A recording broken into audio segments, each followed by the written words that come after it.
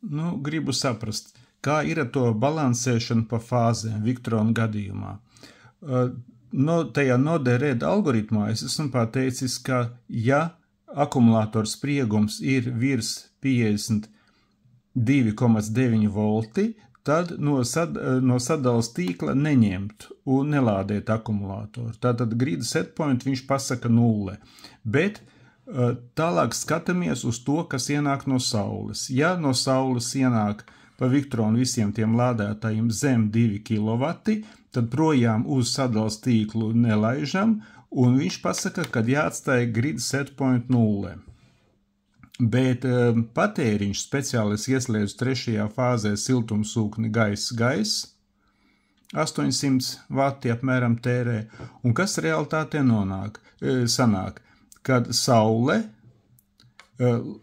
kompensē šos te patēriņu 3. fāzē vienā, un lieko laiž projām uz akumulātoru.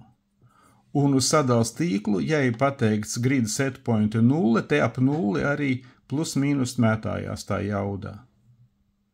Ideāli 0 nav, bet ko nozīmē, kas ir ideāli? 38 vati. Tas ir ideāli 0 vai nav? 70 vati. 39 vati. 10 vati ņemam pa katru fāzi. 27 vati. Vai bija jābūt ideāli 0?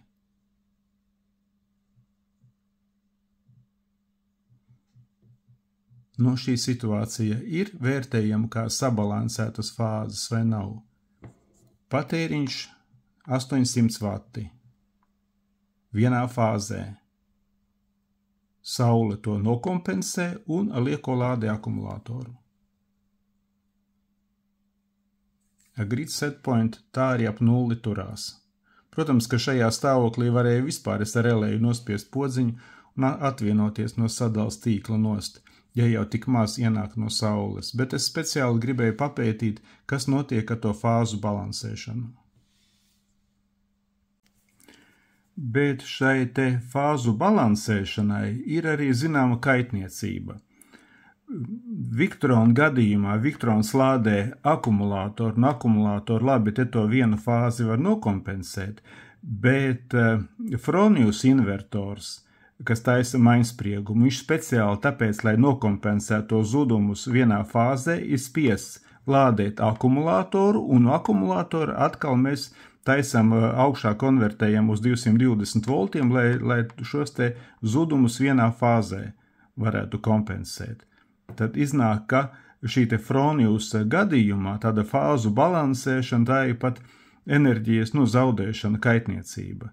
Ja te būtu tikai Victrona tie akumulātoru lādētāji, te vēl nekas. Akumulātoru lādētāji lādē akumulātoru, un akumulātoru paņemts tiek tik priekš tās vienas lielās fāzes, kas lielais patēriņš, lai to nokompensētu. Labi, tātad te, kā redzams, grid setpoint 0 un ap 0 arī uz sadalas tīkla pusi arī tas ir 27 vati un tā tālāk plus mīnus. Tā kā plus mīnus 0 tur arī ir.